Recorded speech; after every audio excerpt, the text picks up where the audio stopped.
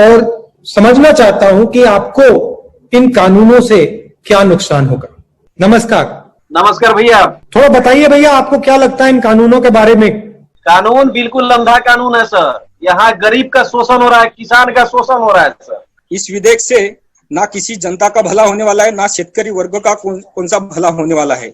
इस विधेयक से सिर्फ कंपनियों और अंबानी अंदानी जैसे लोगों का ही भला होने वाला है।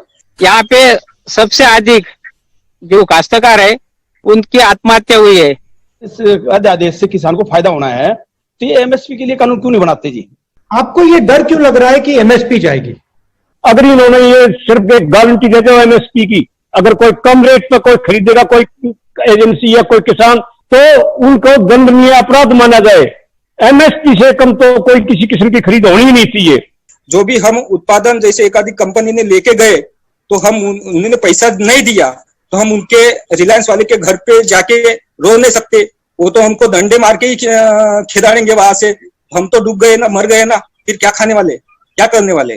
कारपोरेट जगत के लोगों को माल सस्ता लेने के लिए प्रोविजन रहेगी और वो जब अपना माल खरीदेंगे किसानों का तो वो ग्राहक को दुप्पट टिप्पट 3 गुना 4 गुना भाव में बेचेंगे। ऐसा ईस्ट इंडिया कंपनी का कारोबार था, उसी टाइप का कारोबार आज आने की गुंजाइश लग रही है। 100% वैसे ही होगा। आपका कहना है कि पहले ईस्ट इंडिया कंपनी थी, हाँ, अब वेस्ट इंडिया कंपनी आई है। हाँ, West India company corporate company आ जाएगी। आज किसान का जो काम है आड़ती के थ्रू चला रहा है अपना काम, उनको ये दलाल बोलते हैं। दलाल तो अब आ जाएंगे कारपोरेट जगत के हाथों, जब इसको बेचा जाएगा।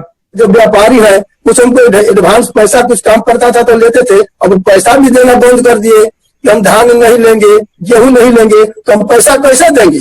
जो पीछे पूर्व जो सरकारों ने काम करे थे, जो देश के किसान के लिए, मजदूर के लिए, व्यापारी के लिए, युवा के लिए, उस चीज को सबको बेचने अधिकरण करने लग रहे हैं। हर चीज का निजीकरण करने लग रहे हैं, हर चीज को बेचने लग रहे हैं। एयरपोर्ट है उनको बेच रहे हैं, रेलवे को बेच रहे हैं, बिजली को बेच रहे हैं, छोड़ नहीं रहे जी किसी चीज को। ये एक दर दर की भटकाने के वाले काम है। ये इन लोगों को दोनों मजदूर बनाने चाहते हैं, जनता ने कि ये जमीन खरीदना चाहते हैं। मेरे को नहीं लग रहा कि कोई किसान को बचाएगा।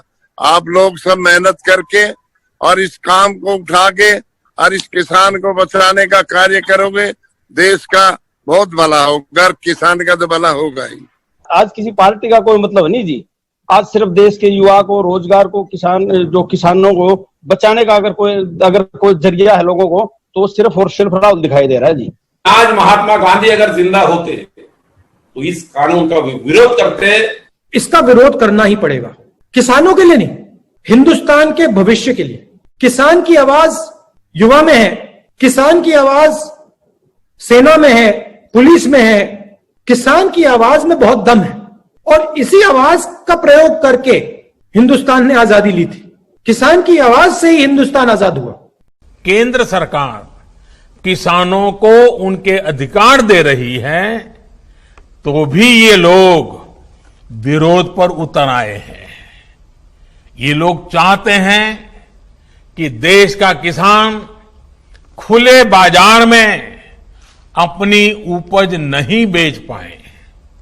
ये लोग चाहते हैं कि किसान की गाड़ियां जब्त होती रहें, उनसे वसूली होती रहे, उनसे कम कीमत पर अनाज खरीदकर बिचौलिए मुनाफा कमाते रहें।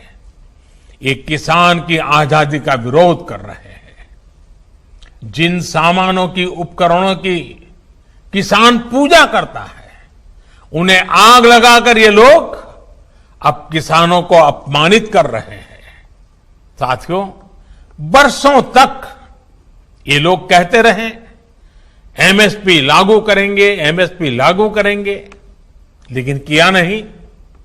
एमएसपी लागू करने का काम स्वामीनाथन कमीशन की इच्छा के अनुसार हमारी ही सरकार ने किया। आज ये लोग एमएसपी पर ही किसानों में भ्रम फैला रहे हैं। देश में एमएसपी भी रहेगी और किसानों को कहीं पर भी अपनी उपज बेचने की आजादी भी रहेगी। लेकिन यह आजादी कुछ लोग बर्दाश्त नहीं कर पा रहे हैं। इनकी काली कमाई का एक और जरिया समाप्त हो गया है, इसलिए इन्हें परेशानी है।